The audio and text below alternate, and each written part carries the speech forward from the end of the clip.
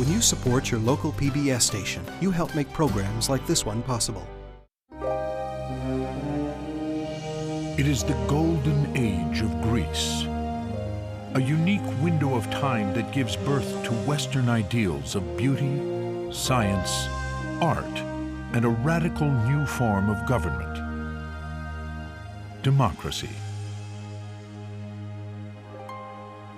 To immortalize those ideals, the Greeks build what will become the very symbol of Western civilization: the Parthenon. It was the physical embodiment of their values, their beliefs, of their ideology. It remains for us a powerful statement of what human beings are capable of. But today, solving the secrets of how the ancients designed and engineered the Parthenon has taken on a new urgency. For after 2,500 years of being ravaged by man and nature, the building is in danger of collapse. Hidden behind its columns, a rescue mission is underway. The team must take apart, repair, and reassemble tens of thousands of its pieces. And although the Parthenon appears to be geometrically straight and made from interchangeable parts, subtle curves make each piece unique, varying by fractions of a millimeter. The quality of the engineering work and the precision is unmatched, even from us today. The restoration team has taken over 30 years and spent well over $100 million restoring what the ancient Athenians built in just 8 or 9 years. It is clear today's technology can only take the team so far. To rescue the Parthenon, these modern architects, stonemasons, and archaeologists must unlock the engineering secrets of the ancient Greeks.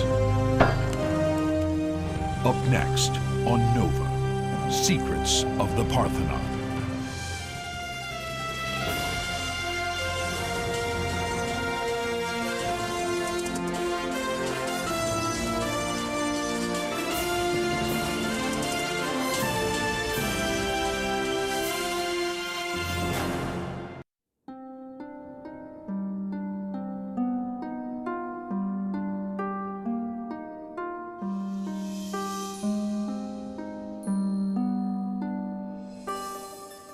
Peering over the rooftops of modern Athens,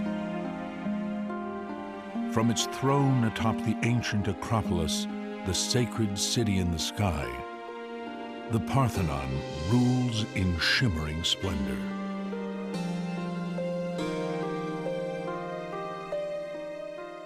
Even in its present form, a stark marble ruin, the Parthenon is revered as an icon of Western civilization.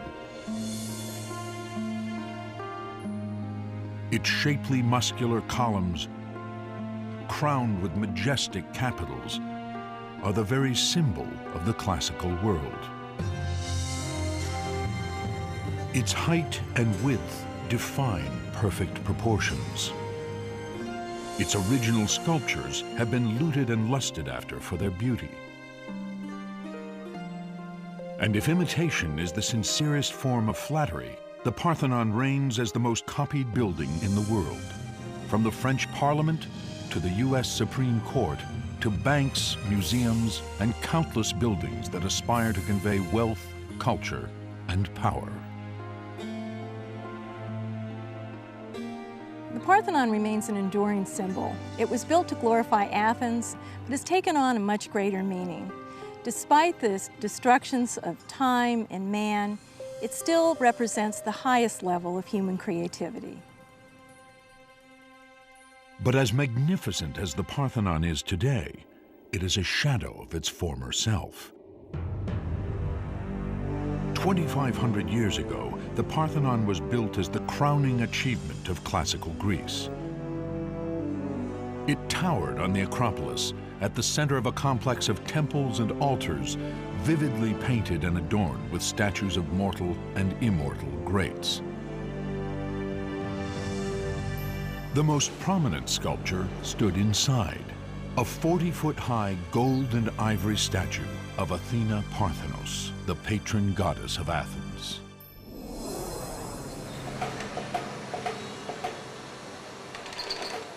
But that was then. Where Athena once stood, today stands a crane. Not a trace of her statue remains. Now her holy precinct is a construction site. For much of her temple lies in tens of thousands of pieces, some scattered around the Acropolis, some around the world, and some lost forever. What does remain standing is in danger of collapse. Now, a rescue mission, the Acropolis Restoration Project, is trying to save it. The team, guided by the meticulous investigations of Manolis Kouris, has set the bar high, salvaging whatever ancient marble blocks remain in order to create the most faithful restoration. The cost to date is easily over $100 million. We keep as much as possible of the original material, and we do not damage the asset material. The theory is that we preserve all the original pieces, and we add only a few marble in order to fit them to the general construction. This capital, once atop a column, typifies the struggle they face. It is in 6 pieces, with many fragments still missing. First, master marble masons need to puzzle together what pieces they can find. Then meticulously recreate what is missing. The block itself weighs 10 tons. It will need to be hoisted to the top of a column consisting of 11 drums, of which many are also fragmented. Together, the drums and capital may have to support up to 100 tons of surviving marble beams and sculpture. But before they can hoist the capital into place, the team must solve a more perplexing problem. On which of the Parthenon's 46 columns does the capital belong? For although the Parthenon may appear to be one giant building kit with interchangeable parts, it's not. The building, celebrated as a symbol of beauty and perfect proportions, hides an ancient secret. Kathy Paraski and Lena Lambrinu, architects on the restoration team, investigate. You think that all the blocks are square in this building, but in fact, if you check it with a set square, you can see that we don't have a right angle here. And when Paraski places her book on one end of the stylobate, the Parthenon's foundation, it can't be seen from the other end. This is because there is a curve in the middle of the lines and the stylobate, about 6 3/4 centimeters high. Kouris and his team have investigated every angle on the Parthenon. And although the building looks straight, they've discovered there's barely a straight line on it. These curves are no accident. They start with the foundation, or stylobate. Each of the 46 columns has a gently curving profile and leans inward. Even the architraves, marble beams that span the columns, as well as the architectural elements above them, are curved. This means that each of the over 70,000 pieces of the Parthenon is unique and fits in only one place. And the difficulty of fitting the pieces back together is compounded by the Parthenon's history.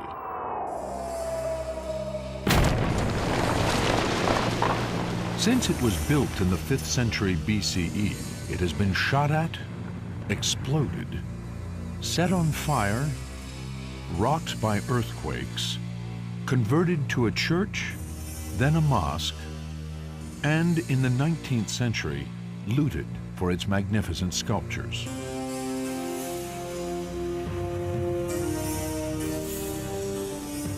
To make matters worse, at the beginning of the 20th century, the Parthenon was subjected to catastrophic restorations. More recent damage was done in the 1900s by the restoration team putting in these iron clamps. They rusted and expanded, cracking and destroying the marble. In addition, the early restorers put column drums and whole blocks back in the wrong place. Before the restoration team could even start, they had to correct these mistakes by taking apart, block by block, much of the Parthenon.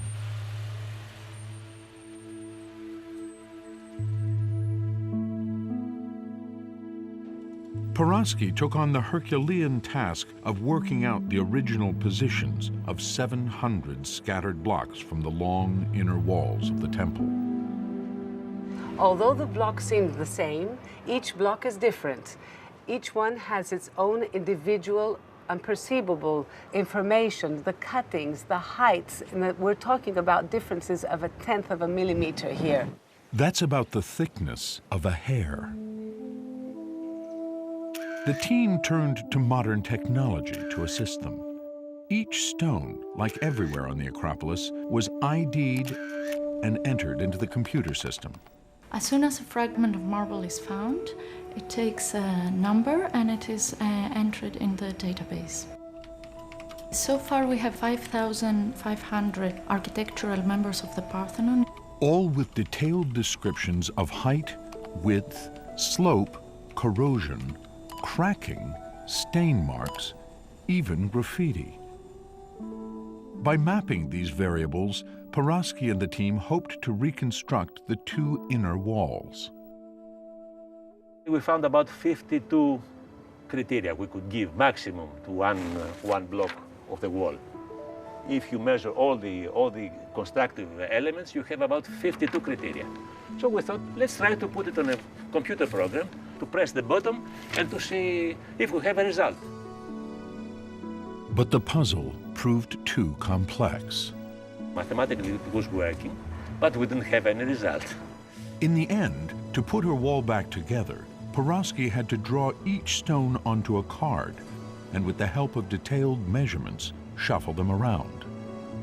So the final decision was made by eye. It took 5 years to identify the position of around 500 of the pieces. It's been over 30 years since the restoration began. The Parthenon is a 20,000-ton, 70,000-piece, three-dimensional jigsaw puzzle. And worse, it's a puzzle that doesn't include instructions. No one has found anything resembling architectural plans. Where are they written, these things? Where are they writing? Today we have so many papers, we have computers, we have everything. How they are doing and how they communicate, and we're going so quickly in 8 years. I cannot understand, I cannot imagine. How did the ancient Athenians build the Parthenon with such precision in less than 9 years? And why with these subtle curves and few right angles? How can the modern restorers faithfully repair and reassemble these pieces before air pollution and even earthquakes inflict further damage? To save this masterpiece of Western civilization for the future, Kouros and his team of architects, engineers, and marble masons will have to unlock the secrets of the past.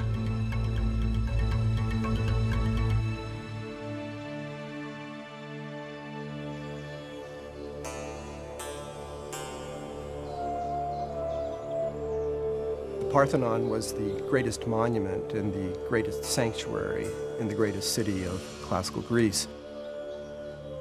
It was the central repository of the Athenians' lofty conception of themselves and the physical marble embodiment of their values, their beliefs, their myths, their ideologies. It was as much a temple to Athens and the Athenians as it is to their patron goddess, Athena Parthenos. But just 30 years before it was built, Athens lay in ruins. A victim of Emperor Xerxes, leader of Greece's traditional enemy, Persia. The Athenians rally the rest of the Greek city-states and, with a series of heroic military victories, drive out the Persian invaders. With the foreign threat neutralized and nearly 200 cities across the Aegean paying into a mutual defense fund, Athens grows wealthy. It's now 450 BCE, and a former general emerges as leader, Pericles. He spearheads an ambitious campaign to rebuild Athens and ushers in the golden age of Greece. A unique window of time that establishes Western ideals of beauty, science, art, and a radical new form of government. Demos, meaning people, and kratos, power, people power, or democracy.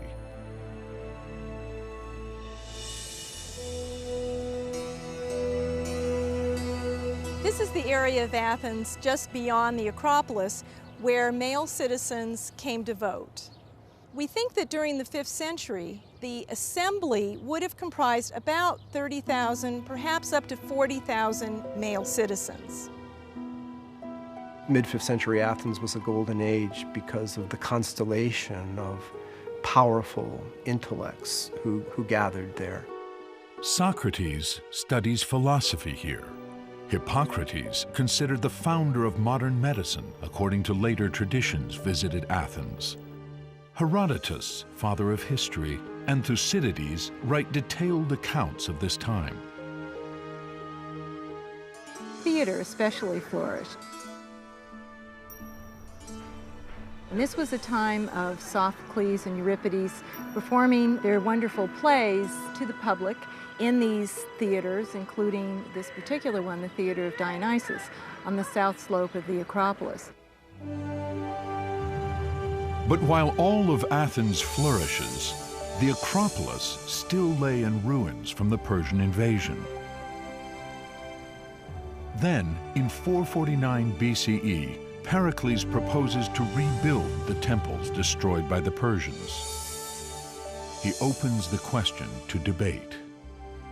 Every monument, every element of the Periclean building program had to be voted upon so that these monuments would in fact be monuments of the democracy and not of one man, such as Pericles himself. In a powerful statement of their self-confidence, the people of Athens vote to rebuild the Acropolis. And at its center, a building to embody their ideals. The Parthenon.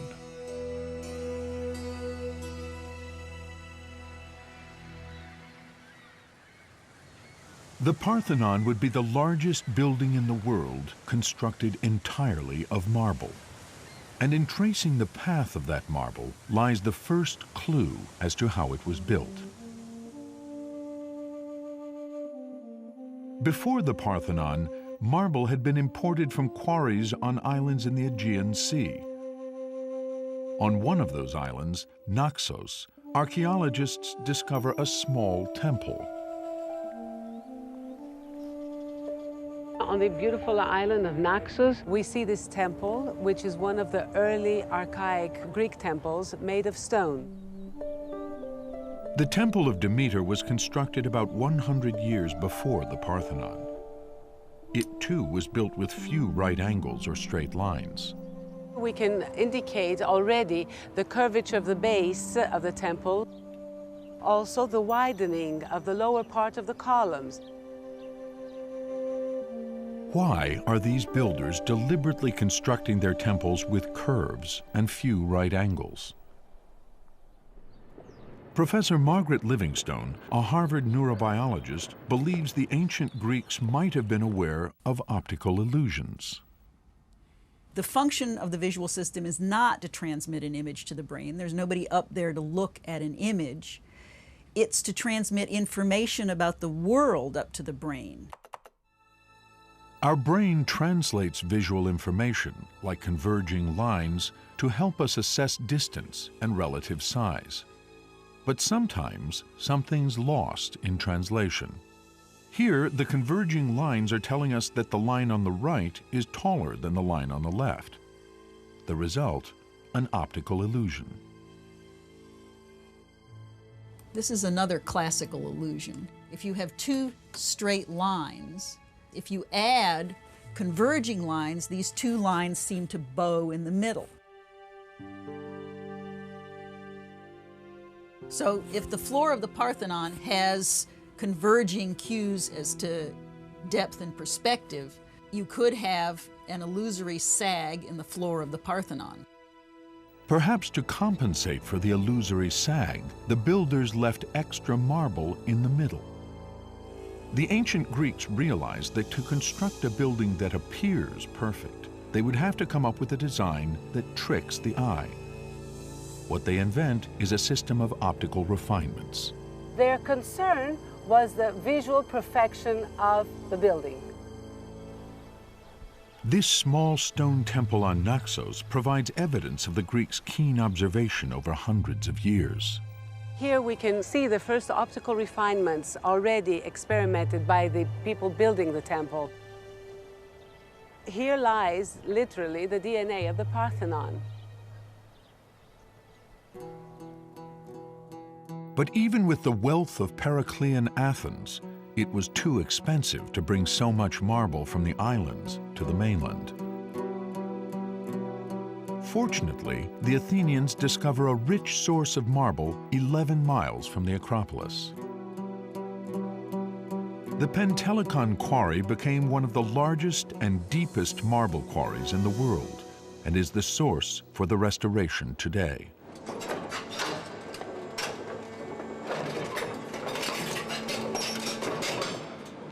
In minutes, diamond-tipped saws cut through the same stone used by the ancients. Nikos Toganidis, the architect in charge of day-to-day operations on the Parthenon restoration, is searching for a flawless 12-ton block. Today we are going to check a marble that George found here in the quarry. It's going to be an architrave. It's the last large member that we need for the restoration of the north side. The restoration team has waited months for just the right block to make the new architrave, the marble support beam above the columns. It costs over $1 million and will have to support up to 20 tons. Let's measure it. Let's see if we have the length of the marble that we need. It seems perfect, except for a hidden vein, which could compromise its structural integrity. If there is the problem, then the sound is quite different.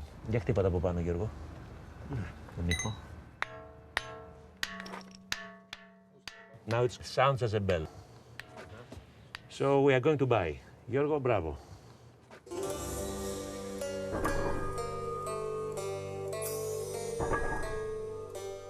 At the time of Pericles, teams of quarrymen extracted an estimated 100,000 tons of marble from Pentelicon.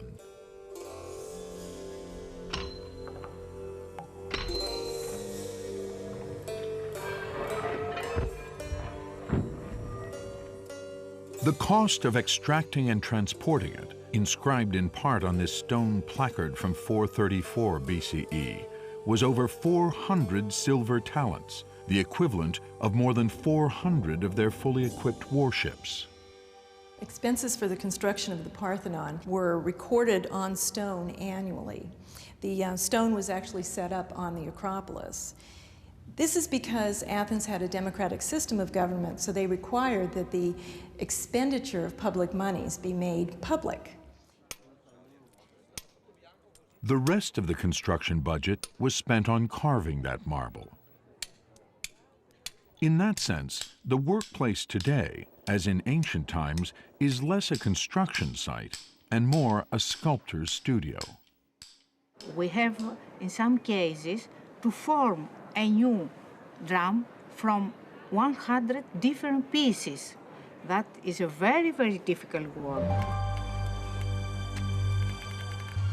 Here, the restorers recovered a part of an original capital, but were missing the pieces to fit around it. They had to carve them by hand from the newly quarried pentelic marble. They start by making a plaster cast of a missing piece. Then they use this ancient mason's device called a pantograph to record the three-dimensional shape of the cast and transfer it point by point to the new marble. It's a very traditional technique. Even the Romans were using the same device to copy the sculptures in antiquity. Once a new piece is completed, they can join it with an old. But will their new piece fit?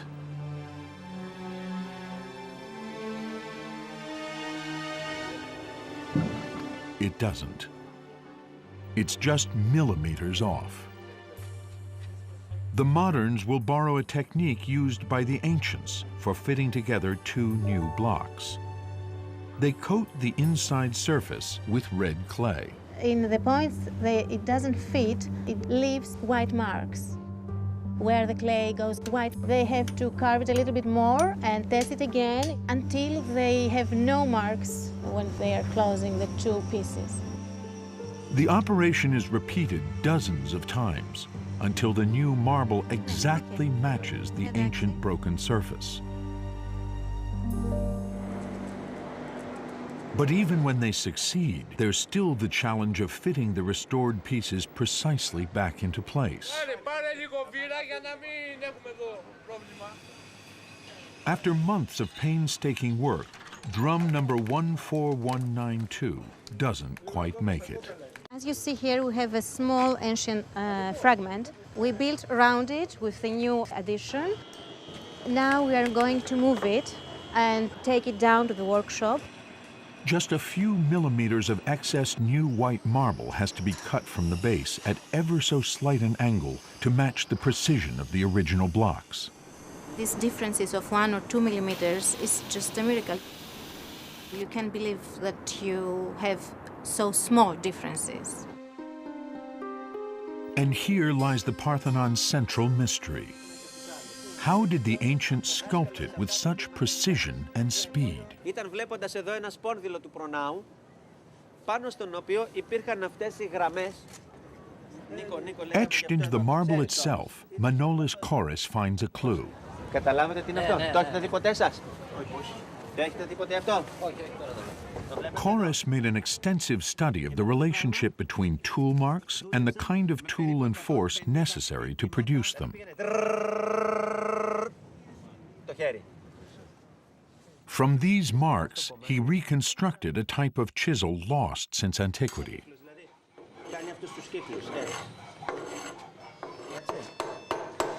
The marks led Koris to identify a range of tools that reflect centuries of expertise in metallurgy, enabling the Greeks to produce sharper and more durable tools than we have today.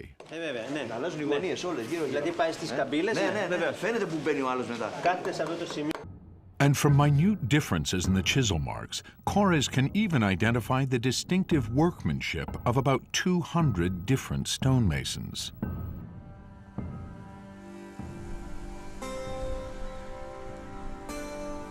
They were recruited from throughout the Greek islands and would have had many different systems of measurement.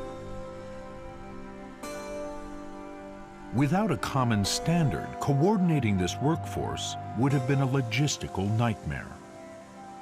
How did they do it? One answer lies on the island of Salamis, not far from Athens. Here, discovered on a church wall, was a stone carving. Today, it is in the Piraeus Museum. Architect Mark Wilson Jones believes the enigmatic Salamis stone, depicting an arm, hands, and feet, may be a conversion table for the different measuring systems, Doric, Ionic, and Common. This is a tracing I've done that shows the stone, and you can immediately see how the main measures work. We have this foot rule here, that's 327 millimeters, more or less, the Doric foot. And here you have a foot imprint that's roughly 307 millimeter long foot, which we tend to call the common foot. And there are in fact other feet. For example, this dimension here is one ionic foot. So there's a kind of whole network of different interrelated measurements here. The Salamis stone represents all the competing ancient Greek measurements: the Doric foot, the Ionic foot, and for the first time, the common foot, virtually the same measurement we use today.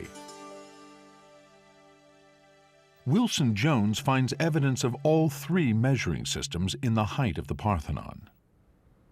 That distance is at one at the same time 45 Doric feet, that's the ruler on the relief. It's also 48 common feet, which is the foot imprint, and it's 50 Ionic feet, all at the same time. And these are quite exact correspondences. So the Salamis stone may have provided a simple way for ancient workers from different places to calibrate their rulers and cross-reference different units of measurement.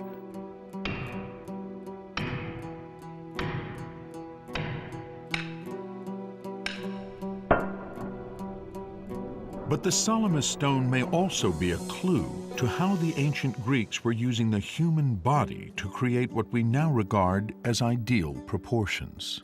What's extraordinary about this is that at the same time as being a practical device, it's also a kind of model of theory, architectural theory. That a perfect ideal human body designed by nature is a kind of paradigm for how architects should design temples. Among the first to record that Greek temples were based on the ideal human body was the Roman architect Marcus Vitruvius. He studied the proportions of temples like the Parthenon in the 1st century BCE, 400 years after it was built. Vitruvius' work gives us the overall frame, which is necessary to understand the system of proportions of the Parthenon. According to Vitruvius, Greek architects believed in an objective basis of beauty that mirrors the proportions of an ideal human body. They observed, among many examples, that the span from fingertip to fingertip is a fixed ratio to total height, and height is a fixed ratio to the distance between the navel and the foot. 2,000 years after the Parthenon, another artist was also searching for an objective basis of beauty. This is a very famous image. It's drawn by Leonardo da Vinci in the Renaissance, and it's based on Vitruvius' description of the ideal human body, and it encapsulates this idea of its theoretical importance. And what's really interesting for us is that when we superimpose the Salamis relief on this drawing, we see that there's a remarkable correspondence. There are differences, but it's the same principle. You have the same interest in the anthropomorphic principle of giving a kind of sacred, fundamental justification for these measures. Da Vinci's ideal Renaissance man famously stands in a circle surrounded by a square. Da Vinci named this image Vitruvian Man, after the Roman architect.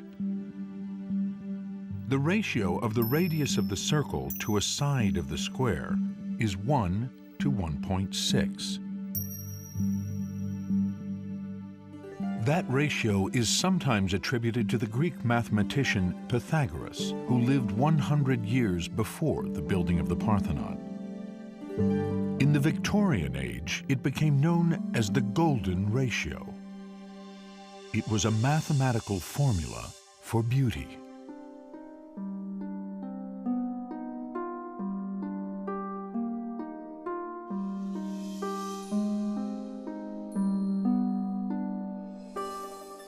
For centuries, many scholars believed the golden ratio gave the Parthenon its tremendous power and perfect proportions.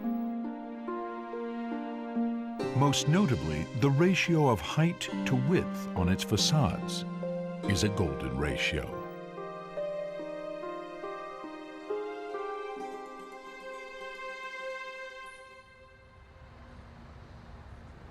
Today, the golden ratio's use in the Parthenon has been largely discredited. But Manolis Korres and most scholars believe another ratio does in fact appear in much of the building. The width is, for instance, 30 meters and 80 centimeters. The length is 69 meters and 51 centimeters, the ratio being 4:9. The 4:9 ratio is also found between the width of the columns and the distance between their centers and the height of the facade to its width. The Parthenon, like a statue, exemplifies a certain symmetry, a certain harmony of part to part and of part to the whole. There's no question that the harmony of the building, which is clearly one of its most visible characteristics, is dependent upon a certain mathematical system of proportions.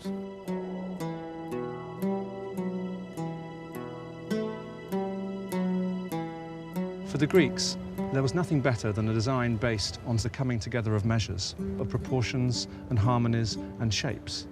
It's rather like an orchestrated piece of music in which the harmonies of the various instruments are sort of fused together in a wonderful, glorious, orchestrated symphony. With something like the Salamis stone's use of the human body as units of measure and the idealized human form to define perfect proportions, the Parthenon literally embodies the words of the Greek philosopher Protagoras, who lived in Athens during the construction of the Parthenon. Man is the measure of all things. But proportions and principles do not a perfect Parthenon make. Next station, Acropolis. Kathy Porosky has been commuting to work on the Acropolis for 10 years. Acropolis. In all her time on the Parthenon restoration team, she's still amazed at one particular achievement of the ancients: their precision. We have a joint on the step of the Parthenon, which has been so thin, it's like 1/20th of a millimeter, thinner than a hair. Further up, you cannot detect the joint at all. And finally, probably due to an earthquake, a crack starts from one block and continues to the other, and the two behave as one. This is the level of precision that the restorers need to match today. Their reconstructed column drum number 14192 was taken down because its base didn't fit. To achieve the required precision, they use metal smoothing plates, a technique based on ancient stone plates found on the Acropolis.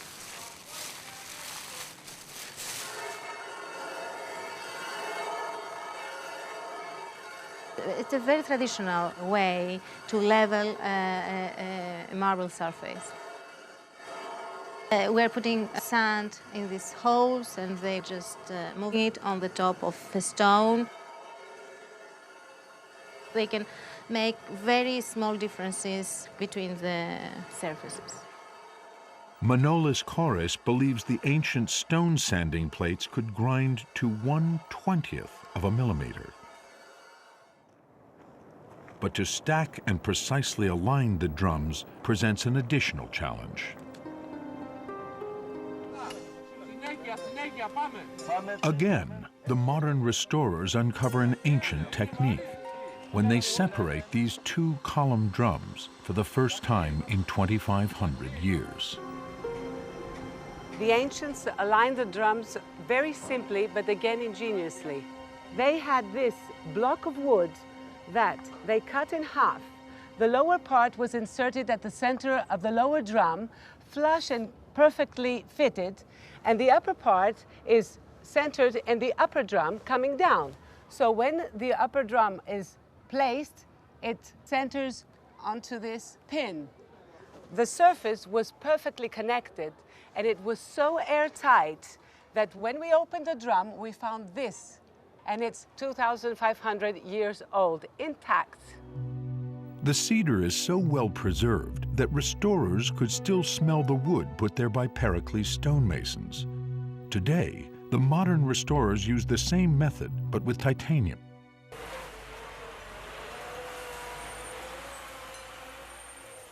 But even though the restoration team has solved many details of the ancients' engineering secrets, they are still at a loss to answer the larger question: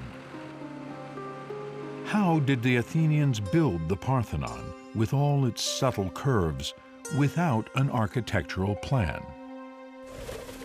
There's a simple problem that to get a plan of this size at a reasonably small dimension that you can grapple with, something like this, which would be around 1 to 50 or so, that would be nowhere near precise enough to deal with all the subtle curvature and the minute adjustments that are also essential for this kind of project.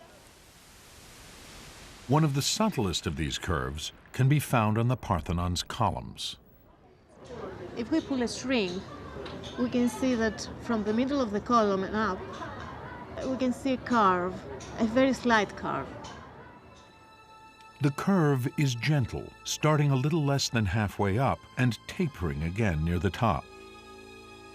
It's an optical refinement called entasis. Entasis means tension. It gives life to the column visually.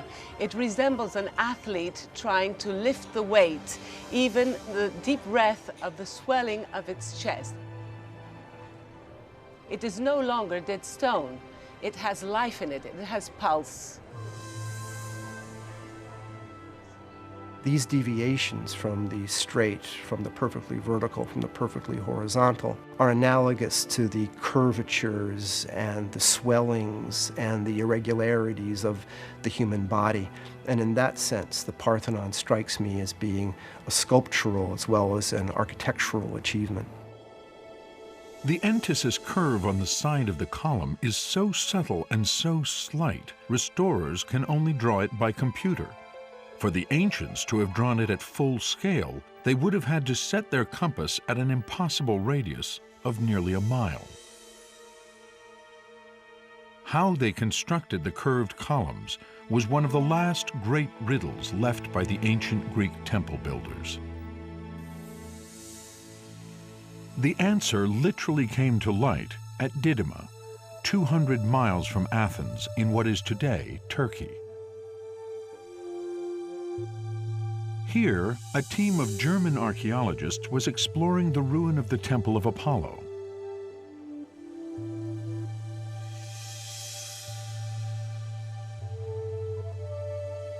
Built at the time of Alexander the Great, 150 years after the Parthenon, it was the biggest Greek temple ever conceived. 120 columns, each one more than twice the height of the Parthenon's.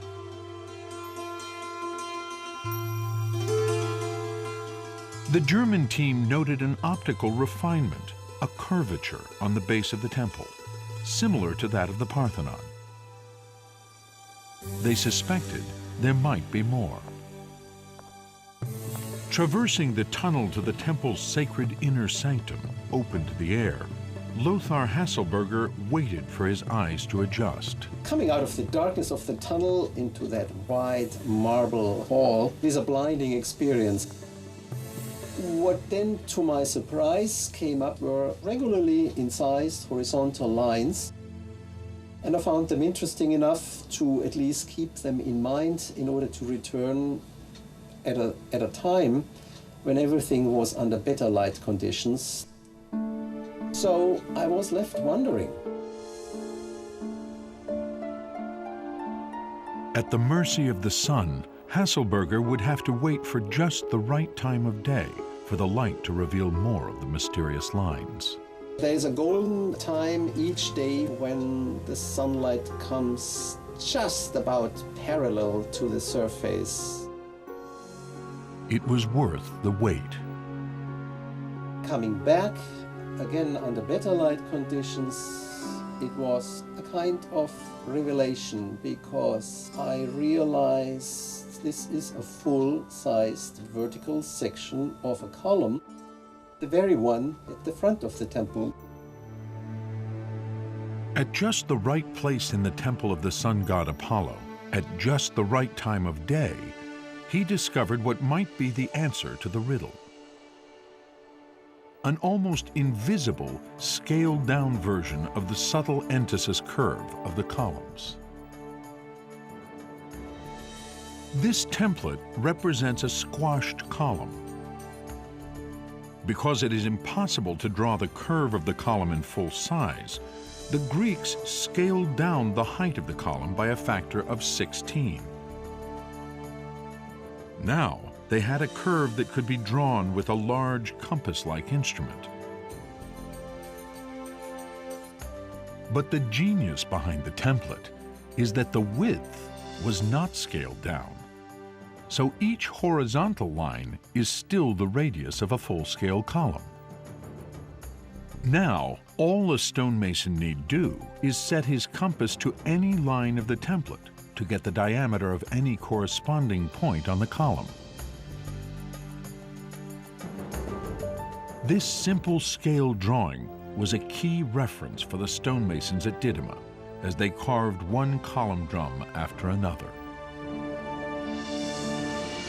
Greek stonemasons were so experienced in creating optical refinements like entasis that they may have been given relatively little guidance.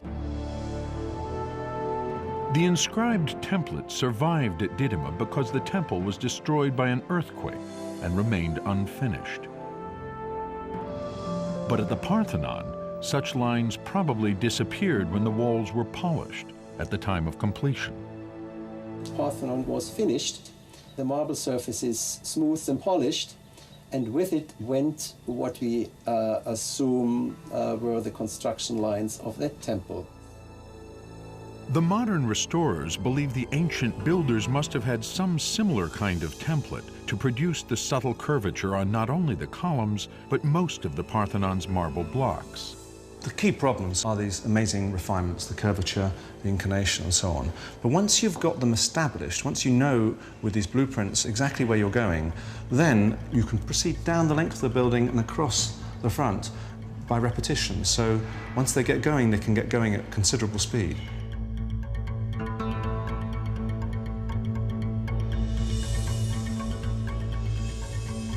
With the discovery of the Didyma plans, the restorers have new insight into the last great secret of how the ancients built the Parthenon. But now they face the ultimate test as they place the drum they've so painstakingly reconstructed back on its column.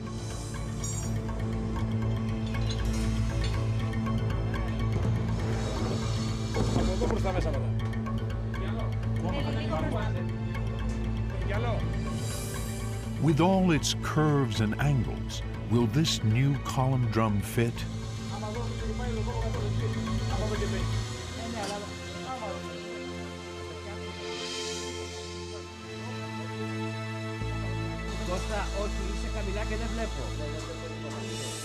It does.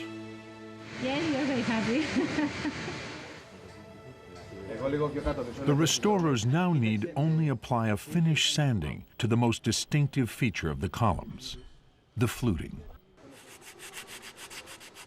The crowning achievement will come with the placement of this 12-ton capital on top of the column shaft.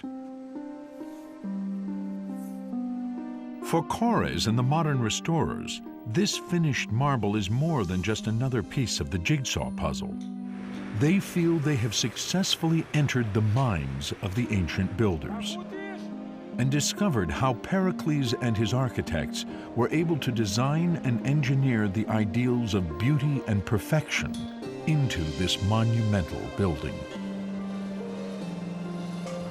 Using the same marble and similar techniques and tools, the Acropolis restoration team has reconstructed a part of the Parthenon perhaps as perfectly as the original builders. In the next 10 years, the work site will be empty and we will be able to admire the perfect proportions of the Parthenon again.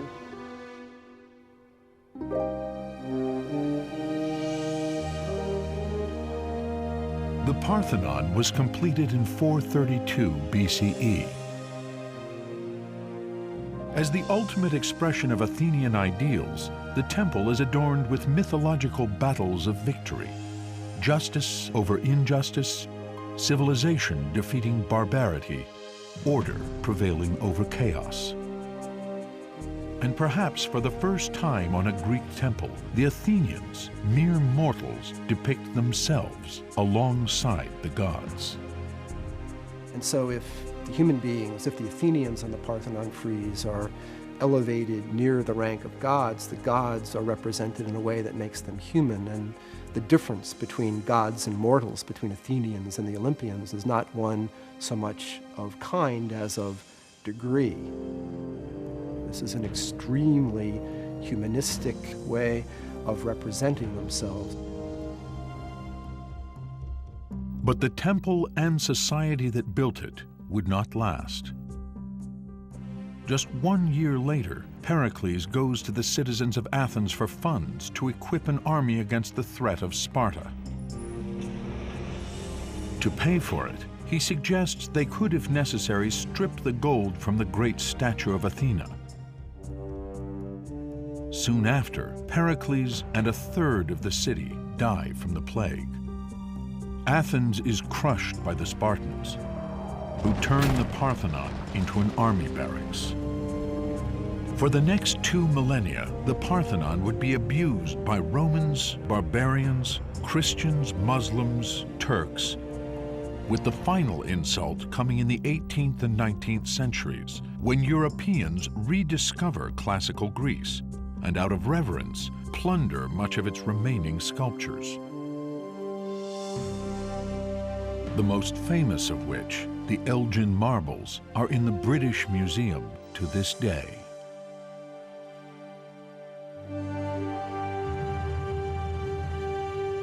When the Acropolis restoration project began over 30 years ago, Manolis Korres and his colleagues could have chosen to restore the Parthenon to its original state, adorned with sculpture and friezes painted in vivid colors. Instead, they chose to preserve what has survived these 2,500 years. A majestic ruin, a witness to what we needlessly destroy, and the beauty and perfection that we can create.